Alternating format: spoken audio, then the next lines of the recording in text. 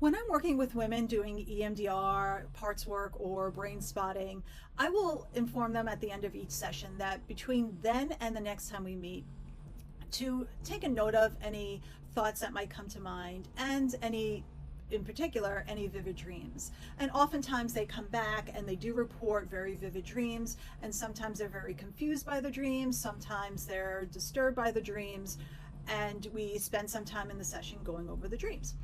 And when we do that, there are two guidelines or two things in particular that I try to remind them of when they are looking at their dreams, and I'm going to share those with you today. Hello and welcome. I'm Carol Covelli, a licensed therapist, and I help support the emotional health and wellness of women over 40. And like I said, today I'm going to share two things that can help you look at and figure out your dreams.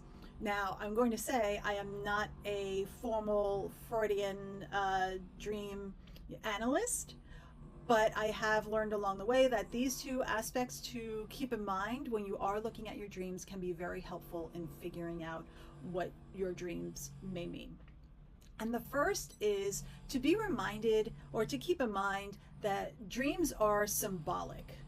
So women will come into session and they will report a dream that was upsetting for them, and there were upsetting aspects about the dream that felt so real, or the situations were real, or the people in them were people that they loved, and there were bad things happening in the dream. And the first thing I remind them is to remember that dreams are symbolic. Now, most dreams are symbolic. Now, I've had one exception where I did work with someone who had a dream and felt it was so real that it could have happened. It was about something in the past. And when this person spoke to someone else who could verify, or, well, this person didn't even talk to this person to verify the dream. This person just reported this dream and said, this seems so real. And the person replied and said, yes, that actually happened. So in that case, that type of dream is what's called breaking a dissociative barrier. And that will be a topic I'll address in another video. But we're going to put that aside, that type of dream, for a moment, and we're going to talk about the majority of dreams which are symbolic. So aspects of the dream we look at in terms of what those aspects may mean to that person. How does that show up in their life, or in the bigger scheme of, what their world is?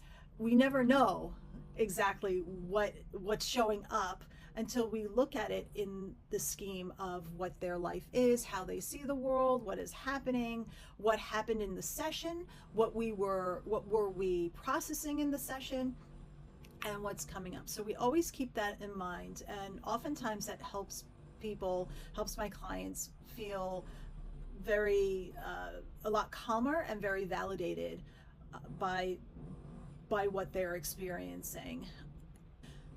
So by viewing the dream through the lens of symbolism, we can decipher with a protective layer what some of the more upsetting and disturbing aspects of the dream or nightmare may be.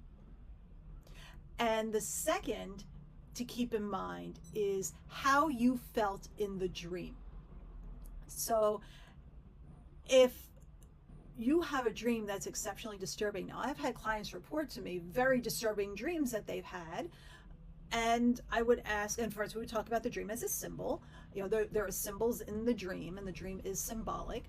And then I would ask, well, all these terrible things are happening in the dream. How did you feel in the dream? Not how did you feel about the dream, not how did you feel when you woke up and realized, wow, I had this very upsetting dream. But when you're in the midst of the dream, can you recall how you felt in the dream?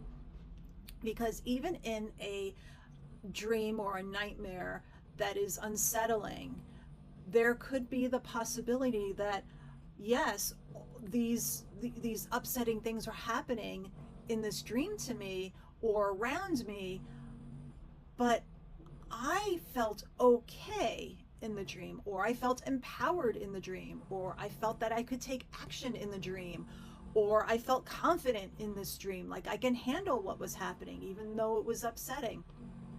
That is very different than I have had this upsetting dream and I just felt defeated, or I felt helpless, or I felt there was no way out of this terrible circumstance.